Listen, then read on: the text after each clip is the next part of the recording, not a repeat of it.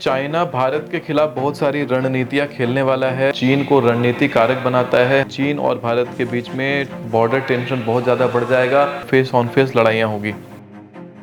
China और पाकिस्तान को लेकर भारत चाइना और पाकिस्तान भारत को लेकर क्या कुछ करने वाली है और भारत पे उसका कुछ प्रभाव पड़ सकता है?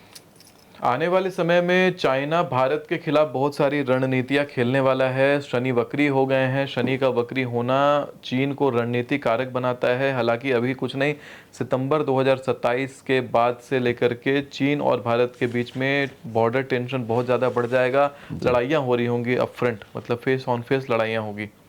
जी सर, कौन से महीने में, हालांकि आपने शुरुआत में ही बताया, लेकिन अब ज़रा उस सेगमेंट पे हम आते हैं अपने इंटरव्यू के कि जिसमें आम लोगों को ये पता चल सके कि हमें किस समय कहाँ जाना चाहिए और किस समय जाने पे खतरा है। सबसे पहले जानना चाहूँगा कि एविएशन एक्सीडेंट आपको किस महीने या किस साल में लगते हैं या किस एक टाइम ड्यूरेशन में लगते हैं? देखिए, 11 अक्टूबर 2026 से लेकर 9 नवंबर 2026 के बीच में प्लेन क्रैश होने के योग दिखाई पड़ते हैं।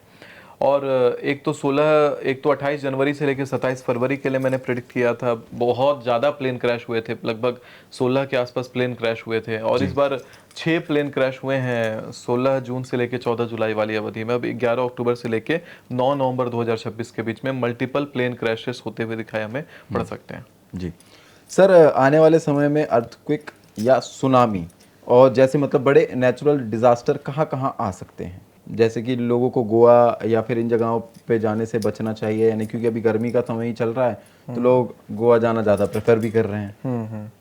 तो वहाँ सुनामी का कुछ योग आपको बनता दिख रहा है? जी मुझे दो बहुत बड़ी कैलेमिटी दिखाई पड़ती है। 12 सितंबर 2026 से लेकर के 10 अक्टूबर 2026 के बीच में जनता बहुत भारी मात्रा में अपने घरों को छोड़ करके, या उनके घर उनके हाथ से छिन रहे हैं संभव, और घरों को छोड़ करके स्थानांतरित होते हुए भारी मात्रा में लोग दिखाई पड़ रहे हैं आने वाले समय में। और इसी अवधि में भूकंप आने का खतरा भी दिखाई पड़ रहा है, जो कि भारत के उत्तरी प्रांत में योग है 12 सितंबर से लेकर 10 अक्टूबर 2026 के बीच में।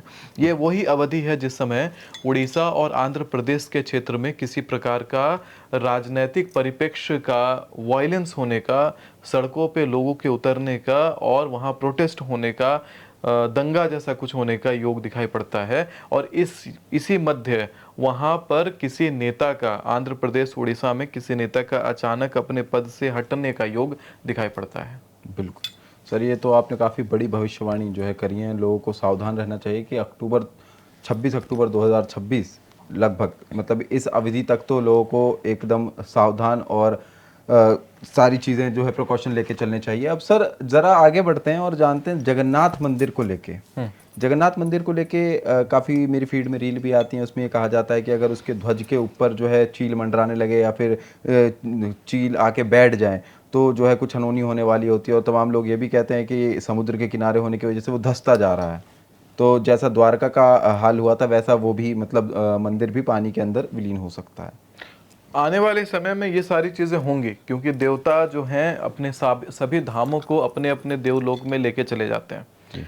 और जितने भी धाम हैं, जैसे जैसे कलयुग आगे बढ़ेगा, मंदिर कम होते जाएंगे, मंदिर विलीन होते जाएंगे, पूजा के जितने ताकतवर स्थल हैं विलीन होते जाएंगे। हालांकि ये पतित पावन ध्वजा कहलाता है जगन्नाथपुरी मंदिर के ऊपर जो ध्वजा होती है वो। इसके आसपास में चील का मंडराना कहीं ना कहीं सत्ता पक्ष के ऊपर खतरे का संकेत होता है। पतित पावन ध्वजा में अचानक से आग लग जाना, ये भी एक प्रकार से सत्ता पक्ष पर बहुत बड़ा संकट का, कठिनाई का कारक होता है।